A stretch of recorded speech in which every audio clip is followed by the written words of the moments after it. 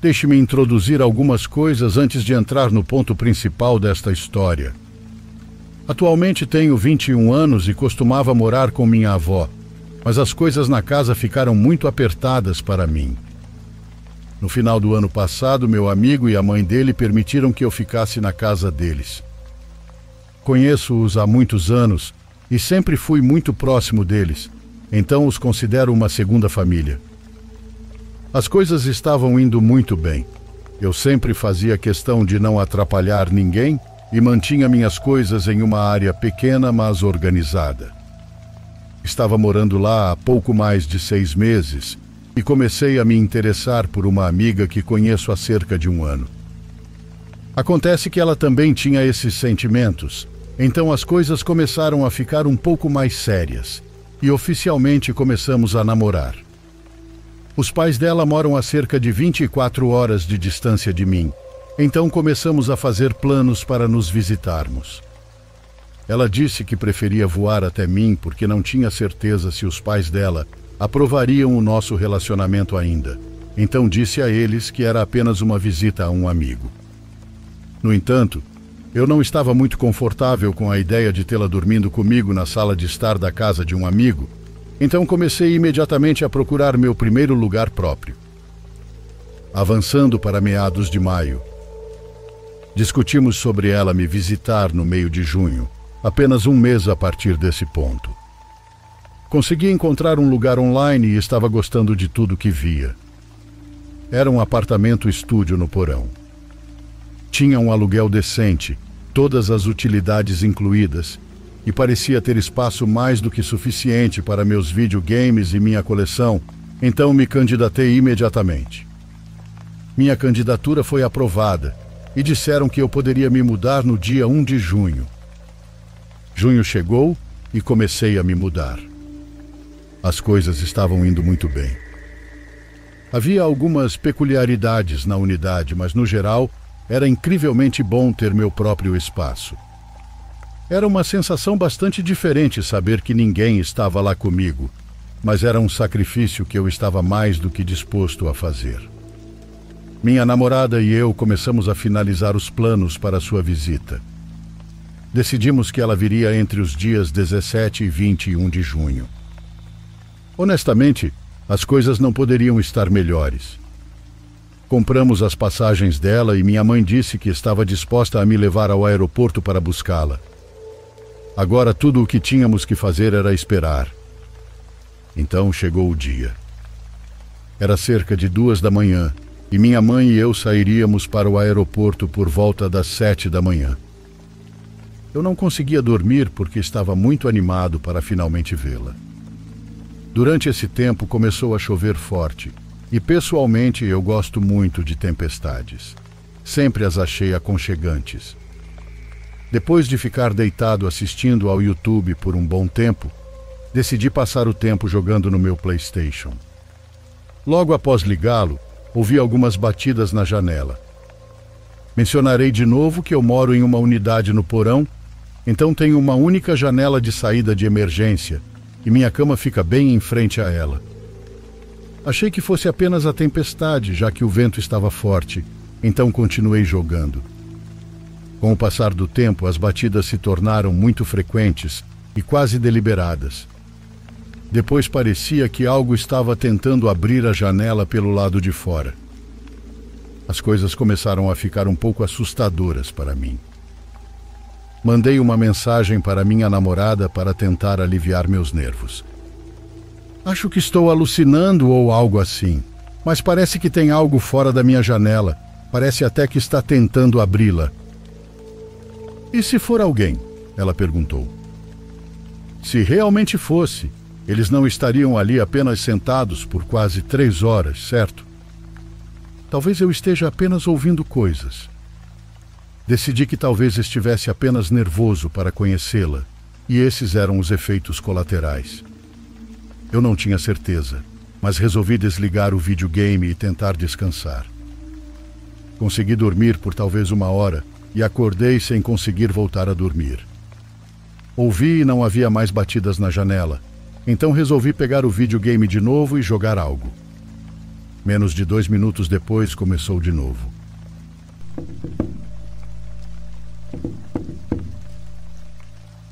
Isso estava realmente me assustando. Não havia absolutamente nada por 1 hora enquanto eu tentava dormir. Então, o que estava acontecendo? Eu decidi testar se havia realmente algo lá fora. Desliguei a tela e esperei cerca de 5 minutos. Nada de batidas. Liguei novamente e as batidas recomeçaram. Agora eu tinha certeza de que não era apenas um galho ou um animal. Havia algo mais lá fora.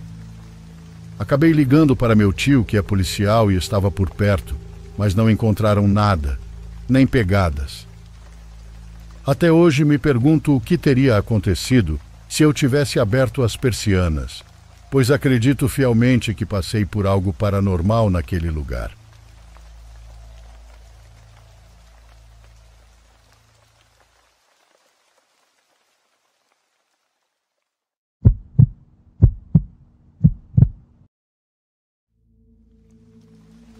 Muitos dos amigos que fiz no meu trabalho são caminhoneiros.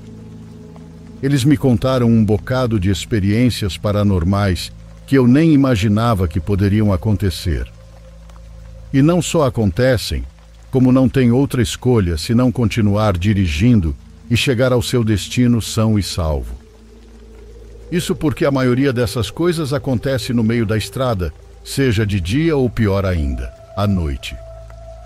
Por minha parte, não trabalho exatamente com a mesma coisa, mas em uma área similar.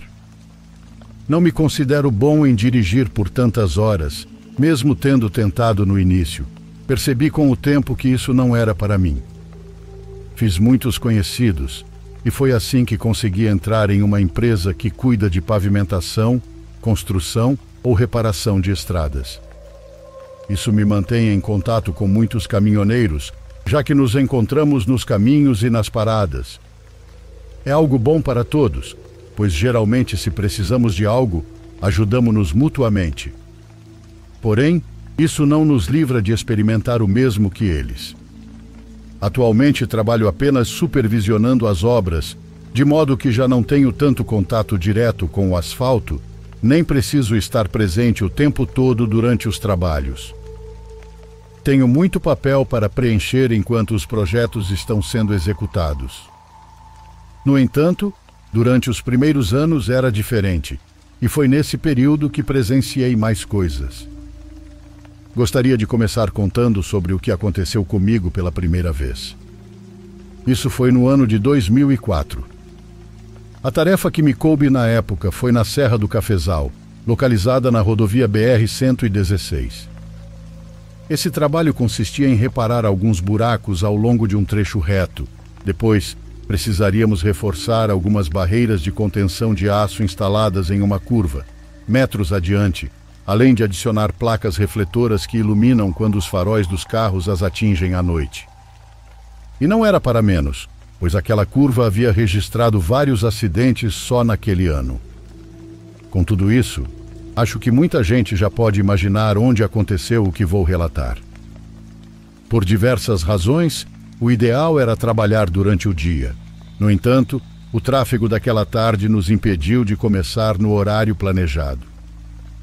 Não era exatamente um engarrafamento, mas havia muitos carros passando naquele horário. Por isso, nosso supervisor na época nos disse para deixarmos passar o maior número possível de veículos. Cuidamos de outro serviço enquanto isso, e então pedimos permissão para fechar aquela faixa, redirecionando o tráfego para outra. Tudo isso significava que trabalharíamos no escuro, algo que nenhum de nós queria fazer por ser perigoso. Como eu disse, ninguém estava totalmente confortável com essa decisão, embora fosse o melhor a se fazer. Mesmo assim, ninguém demonstrou medo. Nos concentramos apenas na tarefa, pensando que quanto mais rápido começássemos, mais rápido poderíamos sair dali. Começamos pelos buracos, já que na curva precisaríamos colocar muitos sinalizadores e guiar os motoristas para mudarem de faixa em plena curva. Quanto mais tarde fizéssemos isso, melhor. Acho que quando nos dirigimos para aquela parte, já eram meia-noite, e assim que terminássemos, poderíamos ir embora. Nosso maior medo era que algum veículo em alta velocidade não visse os sinais de reparo ou simplesmente os ignorasse e, ao atravessar a curva, nos atropelasse. Mesmo que isso não fosse noticiado, não era raro acontecer. Fomos o mais cautelosos possível, sem deixar de apressar o passo. A noite estava tranquila e achávamos que terminaríamos mais cedo do que esperávamos. De repente, enquanto reforçávamos as barreiras de aço, vimos algumas luzes se aproximando em alta velocidade.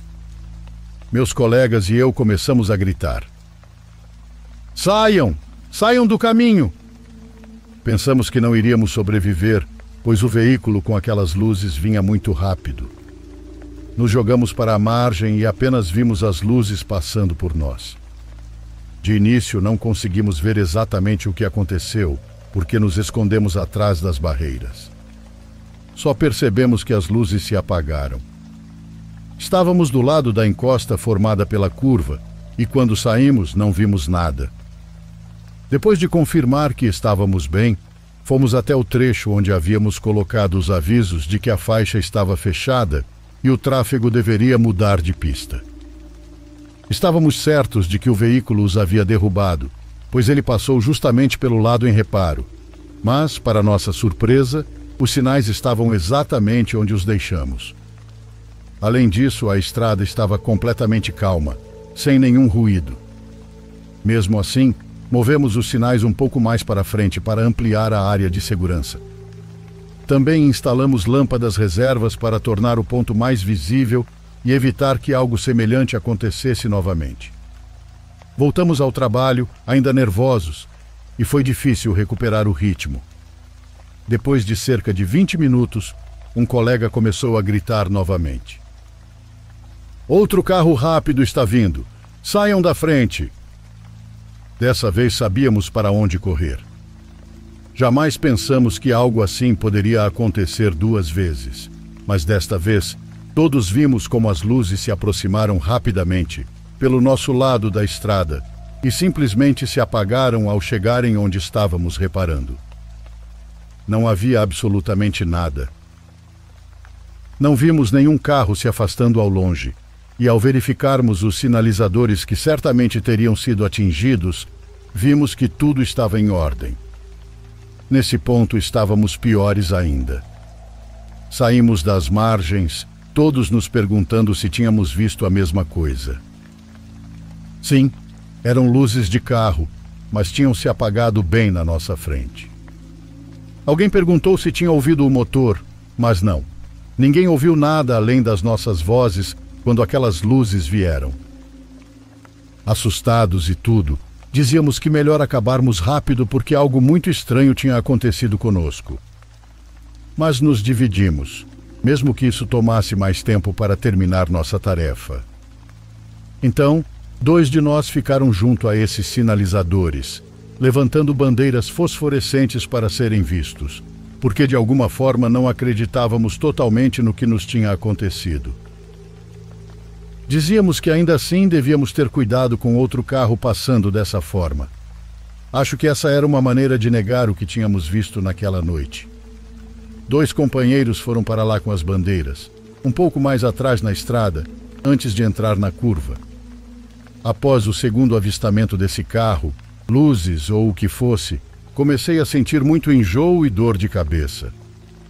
Quando comentei com meus companheiros que devíamos nos apressar porque estava me sentindo assim, foi quando um companheiro me disse: "Depois do que nos aconteceu com a segunda luz, eu também comecei a me sentir assim, como se quisesse vomitar o estômago."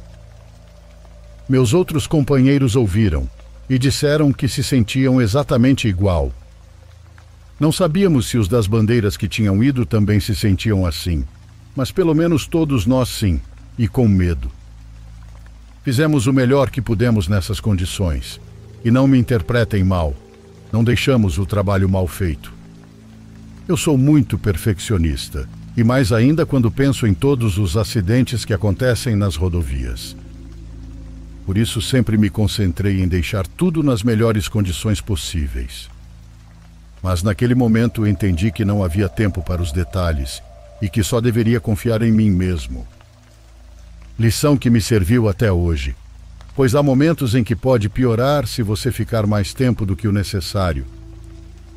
Conseguimos terminar e, felizmente, nada mais parecido nos aconteceu. Quando terminamos de recolher tudo e carregar na caminhonete, estávamos prestes a dar ré para buscar os colegas das bandeiras. Entramos no veículo, engatamos a ré e eles vieram correndo em nossa direção.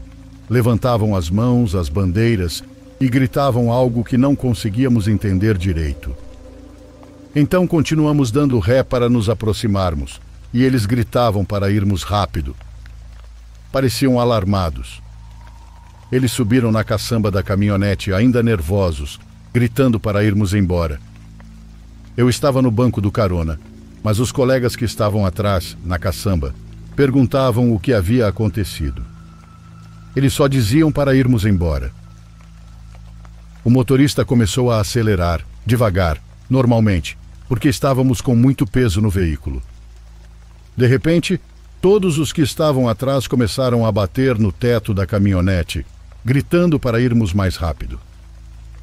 Comecei a olhar pelos retrovisores para ver o que estava acontecendo, mas não conseguia enxergar bem por causa do ângulo. Foi quando senti o motorista acelerar fundo. Finalmente consegui ver pelo espelho algo na margem da estrada. Era uma pessoa correndo, um homem, sem cabeça. Depois de muito tempo chegamos a um restaurante. Era o lugar combinado onde celebraríamos o fim de uma série de reparos daquela semana. Mas depois de tudo isso, ninguém tinha apetite. Estávamos todos assustados, ainda sentindo náuseas e vontade de vomitar. Eu me segurei, mas outros colegas tiveram que ir ao banheiro. 2 caminhoneiros que conhecíamos se aproximaram. Eles notaram que algo havia acontecido. Não conseguimos explicar direito o que tínhamos visto, mas eles disseram que, naquela parte da rodovia, coisas muito estranhas acontecem. Coisas que ninguém sabe explicar, mas podem te assustar e te fazer sentir mal fisicamente. Segundo eles, tanto nós quanto aquilo que vimos não deveríamos coexistir no mesmo tempo e espaço. Felizmente, nunca mais tivemos que trabalhar lá à noite. Com essa experiência, comecei a acreditar no paranormal.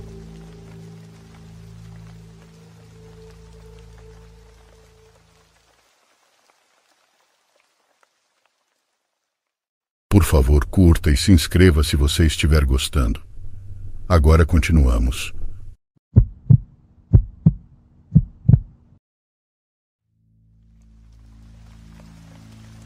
Eu não trabalho mais à noite, mas por anos trabalhei no turno da noite em uma instituição de cuidados residencial. Nos finais de semana, eu era a única pessoa responsável por uma unidade de cuidado para pessoas com demência. Às vezes, era assustador, pois consistia em 15 residentes e apenas eu para cuidar de todos durante a noite. Por volta das 3 da manhã, depois de fazer uma ronda intencional para verificar se todos os residentes estavam seguros e bem, ouvi a campainha tocar. Senti um arrepio repentino, porque essa era uma instalação segura e era madrugada. Fui até a janela para olhar, mas não havia ninguém lá. Ignorei, achando que era uma alucinação devido ao cansaço, já que passava muitas noites exausta. Cerca de 10 minutos depois, a campainha tocou novamente. Voltei à janela para verificar, mas novamente não havia ninguém lá. No entanto, olhei para o outro lado da rua e vi um carro estranho estacionado. Tirei uma foto só por precaução e voltei ao meu posto, onde estava jogando adivinha ao par com uma senhora adorável, mas bastante desorientada devido à demência. Sentei-me e ela olhou para mim e perguntou: "O que o cavalheiro queria, querida?" Senti arrepios subirem pela minha espinha, mas ignorei, porque alucinações são comuns em pessoas com demência, e essa senhora era particularmente propensa a não estar orientada quanto ao tempo e ao lugar. Enquanto tomava água, a campainha tocou novamente menos de 5 minutos depois, e dessa vez comecei a ficar com medo. Outro dos meus residentes estava acordado, andando pelo corredor e pintando com um pincel limpo para se distrair. Passei por ele a caminho da janela da frente e ele se virou para mim e disse: "Não atenda à porta sozinha, ele quer te matar." Depois disso, ele continuou fingindo pintar. Olhei pela janela e vi o mesmo carro de antes. Enquanto olhava ao redor, vi uma sombra se movendo em frente à porta. Uma pessoa apareceu na esquina e olhou diretamente para a janela ao meu lado. Fizemos contato visual direto e foi praticamente um susto de filme. Fiquei tão assustada que gritei. Meus residentes começaram a se agitar e o homem do outro lado da porta correu. Liguei para a polícia, que chegou logo depois. Foi um caos total naquele momento, porque os 15 residentes acordaram com a comoção e agora havia 2 policiais no prédio também. Com a ajuda dos 2 oficiais gentis, consegui acalmar todos, mas levou um certo tempo. Mais tarde, fiquei sabendo pelos policiais que uma mulher teve sua casa invadida na mesma rua. Ela foi atacada enquanto estava na cama por alguém que revirou a casa procurando por drogas. Não consigo deixar de me perguntar se era a mesma pessoa daquela noite, tentando entrar na minha unidade em busca dos medicamentos que são armazenados ali. Sou grata por nossa unidade ser tão segura e aparentemente o invasor ter escolhido a próxima opção. Uma parte estranha dessa história que nunca vou entender é como 2 dos meus pacientes sabiam que havia um homem lá fora e que ele queria entrar e me machucar. Eles nunca estiveram perto o suficiente da porta para olhar pela janela e ver alguém. Parece um daqueles momentos misteriosos de anjo da guarda ou apenas uma coincidência estranha. Deixei aquele emprego pouco tempo depois, porque eles se recusaram a contratar uma segunda pessoa para trabalhar à noite, e eu não queria denunciar isso.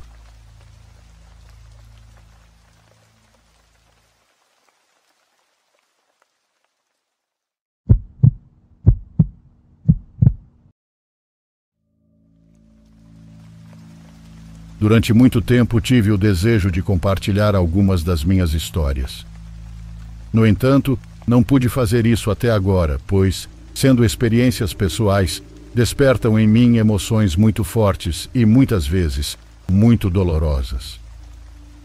Prefiro que meus relatos sejam compartilhados de maneira anônima. Sempre fui muito sensível a certas energias. Quando eu era pequena, por exemplo, podia me comunicar com crianças que não pertenciam a este plano existencial. Para ser honesta, não sei como nomeá-las. Não sei se eram anjos ou outra coisa. Elas eram boas comigo, nunca tentaram me machucar e eu até tinha carinho por elas. À tarde, quando chegava da escola, elas estavam lá me esperando.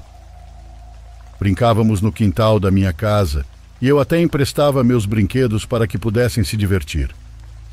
Cresci acompanhada por essas crianças.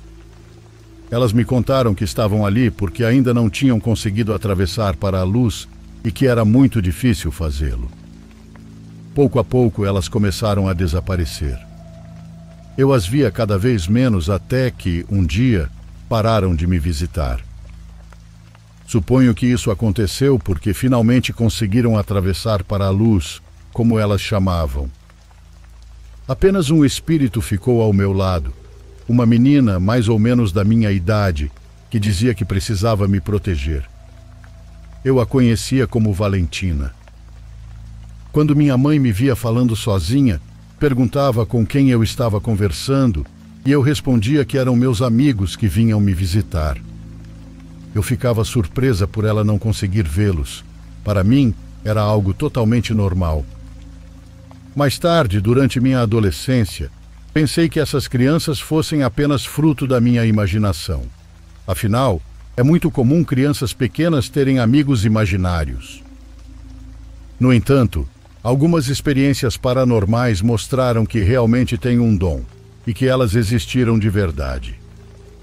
Quando eu tinha 17 anos, minha prima, uma jovem muito bonita e cheia de vida, morreu em um acidente de carro em Fortaleza.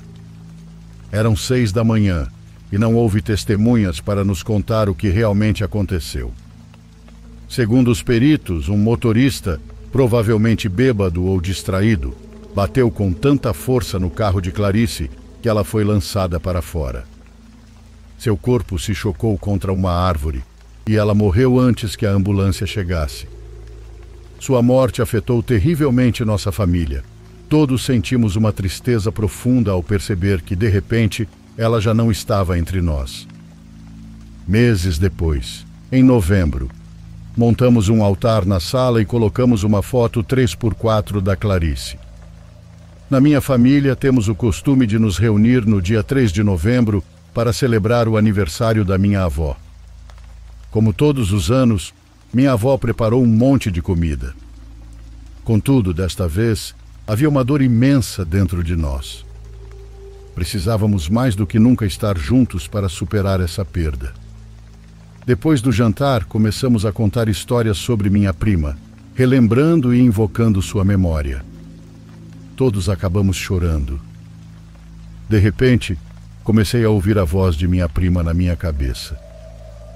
Ela me dizia que estava bem e pediu que eu dissesse à sua mãe para não se preocupar. No início, pensei que fosse apenas minha imaginação.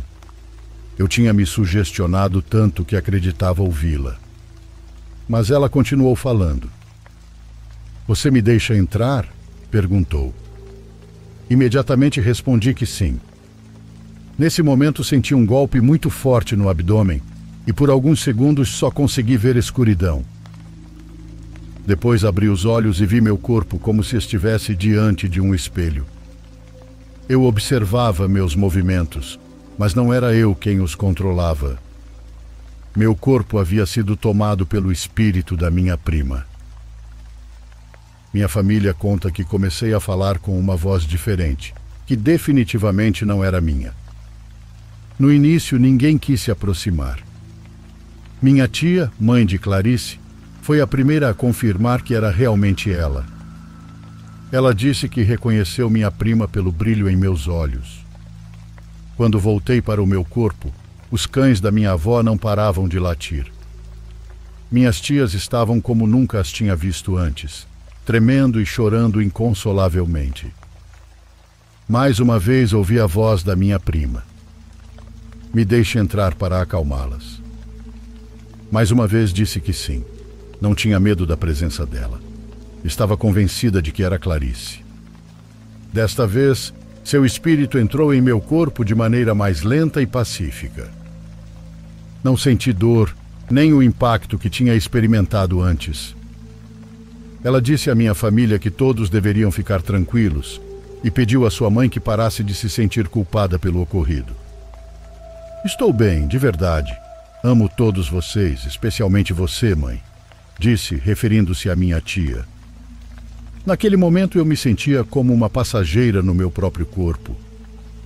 Podia ver e ouvir tudo ao meu redor, mas não tinha controle sobre minhas palavras ou movimentos. Lembro-me que, de repente, senti muito medo. Medo de que o espírito de minha prima permanecesse permanentemente dentro de mim. Quando saí do transe, sentia muita dor muscular. Estava extremamente fraca e tremia por todo o corpo. Minha família não conseguiu entender completamente o que tinha acontecido. Mesmo hoje, não sabemos como foi possível. Contudo, a partir daquele momento, todos ficaram mais tranquilos. Não deixamos de sentir saudades de Clarice, mas o luto ficou mais fácil ao saber que ela estava bem e descansando. Desde então, tenho ainda mais certeza de que as vozes que ouvia na infância não eram fruto da minha imaginação.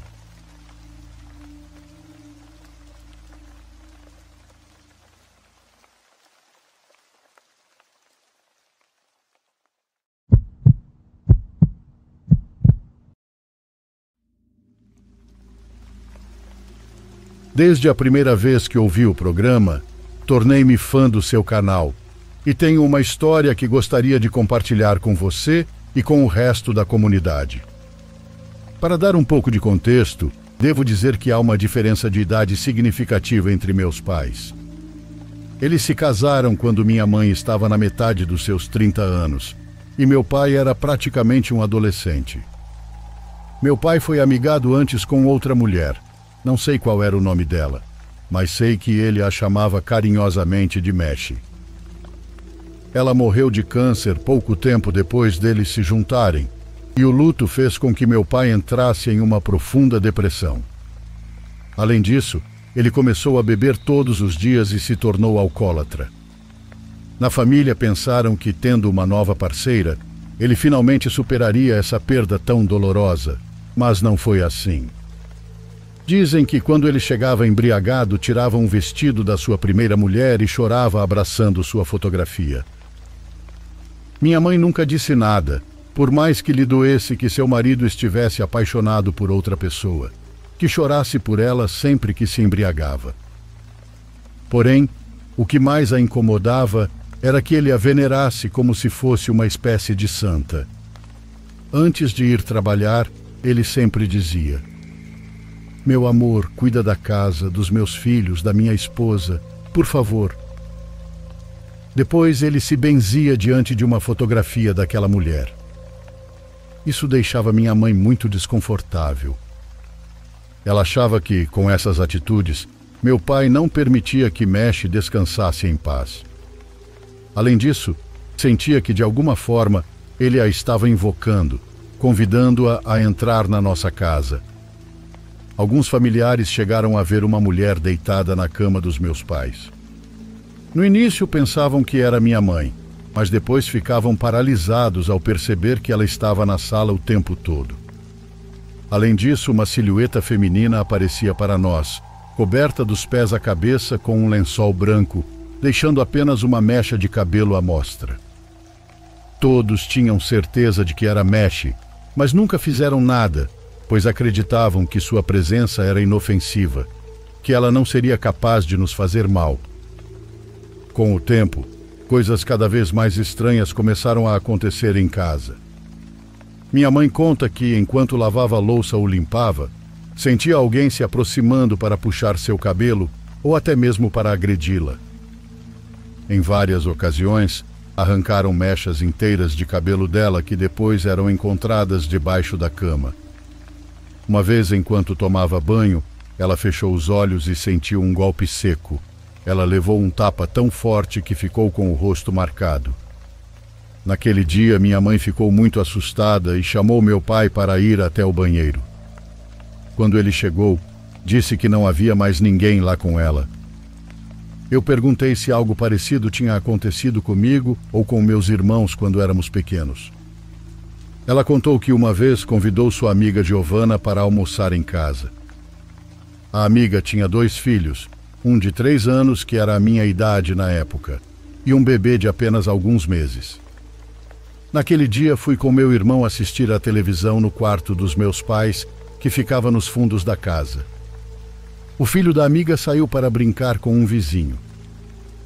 Quando terminaram de preparar a comida, Giovanna pediu para minha mãe cuidar do bebê enquanto ela buscava o outro filho. Enquanto aquecia o arroz, minha mãe viu pelo canto do olho uma mulher atravessar o corredor e entrar em um dos quartos como se estivesse em sua própria casa. Ela achou estranho que Giovanna estivesse agindo com tanta intimidade, pois nunca a vira fazer algo assim. De repente ouviu a voz da amiga entrando no quintal e perguntando se podia entrar. Foi nesse momento que minha mãe se assustou de verdade e pensou que Meshi poderia nos machucar, eu e meu irmão, do mesmo jeito que estava fazendo com ela. Ela me chamou nervosa e eu saí do quarto como se nada tivesse acontecido. Graças a Deus não me lembro disso. Minha mãe me perguntou se alguém havia entrado no quarto conosco e eu disse que era a senhora que cuidava de nós, a senhora que sempre olhava por mim e pelo meu irmão quando estávamos sozinhos. Minha mãe correu para pegar meu irmão e saímos de casa, esperando na rua até que meu pai chegasse do trabalho. Eu não me lembro de nada disso, e só fiquei sabendo porque minha mãe me contou quando perguntei sobre alguma experiência com essa mulher.